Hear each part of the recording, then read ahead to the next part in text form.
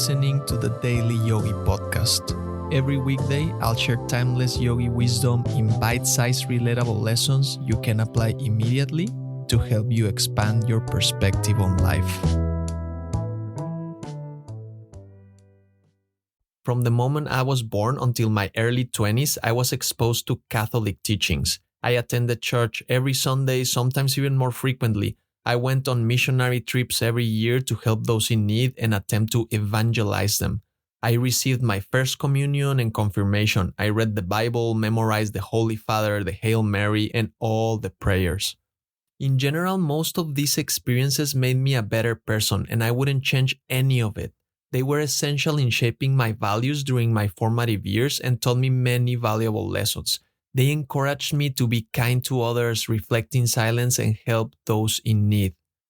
Thou shalt love thy neighbor as thyself is one of the fundamental teachings of the great spiritual master, Jesus. As a Catholic, I heard this message many times during my formative years, but it was disheartening and confusing to see that it wasn't always properly followed by those who claimed to follow Jesus. This is one of the many reasons that led me to step away from Catholicism. I began to notice that many of Jesus' followers adjusted his teachings to fit their lives instead of aligning their lives with his teachings. They preached that you should love your neighbor as yourself, but with a long list of exceptions, unless your neighbor follows another religion or no religion at all, unless they belong to a different socioeconomic class, unless they don't attend church every Sunday, unless they don't believe there's a heaven, unless.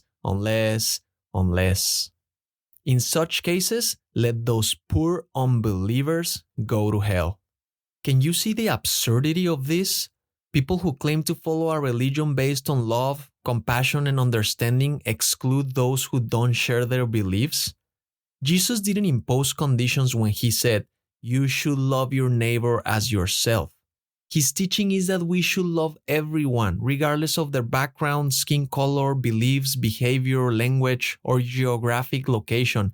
No one should be excluded.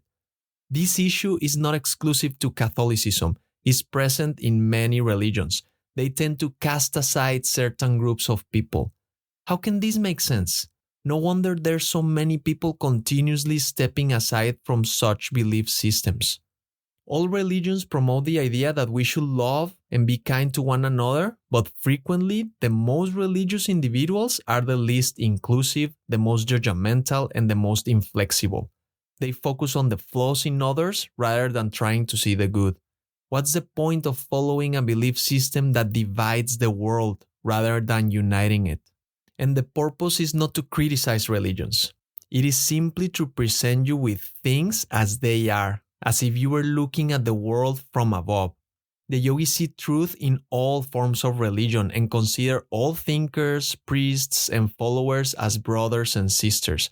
But the yogi philosophy refuses to be bound by the limitations of any creed. It teaches that any belief system that excludes human beings is flawed. It teaches that one may maintain their connection with any religion while accepting the truths found in other philosophies. It teaches that wisdom is wisdom, no matter where it comes from.